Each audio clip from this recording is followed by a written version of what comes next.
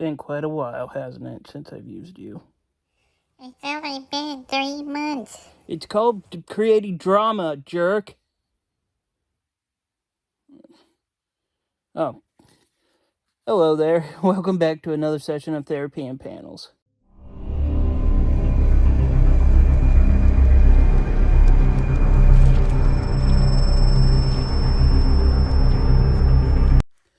In August of 2023, to celebrate 30 years of the Power Rangers franchise, a Kickstarter was made to get money for creation of this comic written by the original Pink Ranger herself, Amy Jo Johnson. I kid you not, just 45 minutes after they posted on Kickstarter, they well more than earned their final goal amount. So the rest of the Kickstarter was to get money with rewards for people who donated, such as 500 copies of the book signed by Kimberly as an example. And with that, there's only one other thing I can say. It's Morphin time!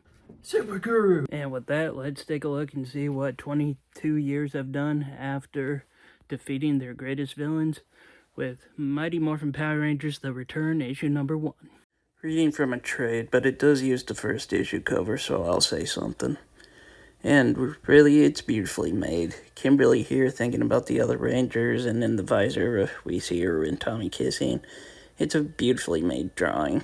We begin with a recap back in 2001 being explained that Rita and Lord Zed were finally defeated, leaving the moon in pretty bad shape, and the Power Rangers, minus one Green Ranger, have decided to never morph again. Or will they? We head forward in time to the 2023. The Mighty Morphin Red Ranger, Jason, has arrived at the remains of a destroyed command center and gets jumped by a mysterious figure who steals his power coin like she was shopping for Black Friday deals. She claims to be his past and future, which can be something very deep, or the equivalent of, oh crap, I need something cool to say. You make the call. Meanwhile, in Angel Grove, Billy opens the Trini Kwan Memorial Park because, yes, our Yellow Ranger was not only a hero, but also a union rep, a mayor, and more than likely the person who brought snacks to every battle. Zach calls her his hero, Billy calls her his best friend. I call her the only person who can intimidate LinkedIn with her resume. And in the crowd, Kimberly, the original Pink Ranger, watching from the sidelines like she's undercover in a spy movie over here. Later, Kimberly visits Tommy's grave. Yep, he was her husband and shares a quiet moment. Zach finds her and invites her to grab dinner with him and Billy. She agrees to dinner, but only under one rule. She goes by Emma Phillips because Kimberly Hart is dead.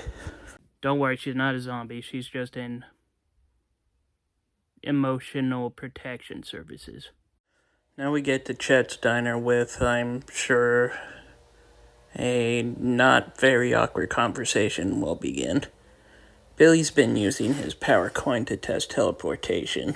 You know, to help save lives, and probably to skip LA traffic. Kimberly, not amused, she's like, we said no more morphing.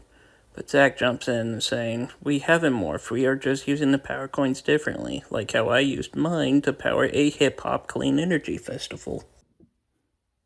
Not exactly how that works with the clean energy thing, for once a year thing. I don't know, you guys leave a comment. Maybe you can help me understand that better for the world. They tell her Jason's gone rogue, as he was firefighting and then doing vigilante work, and now he's just ghosting.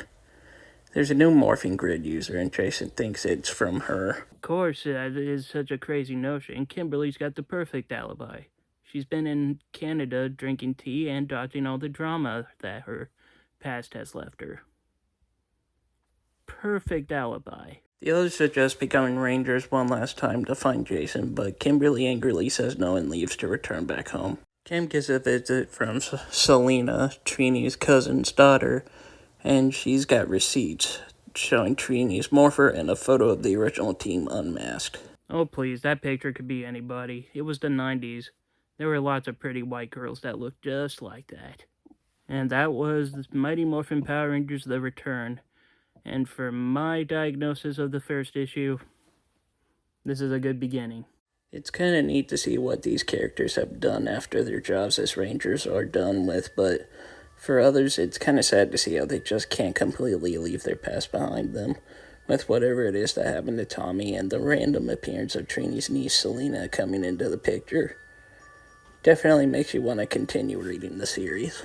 And with that, that is the end of today's session. Thank you all for attending, and if you liked the video, please be sure to leave a like, comment, and subscribe.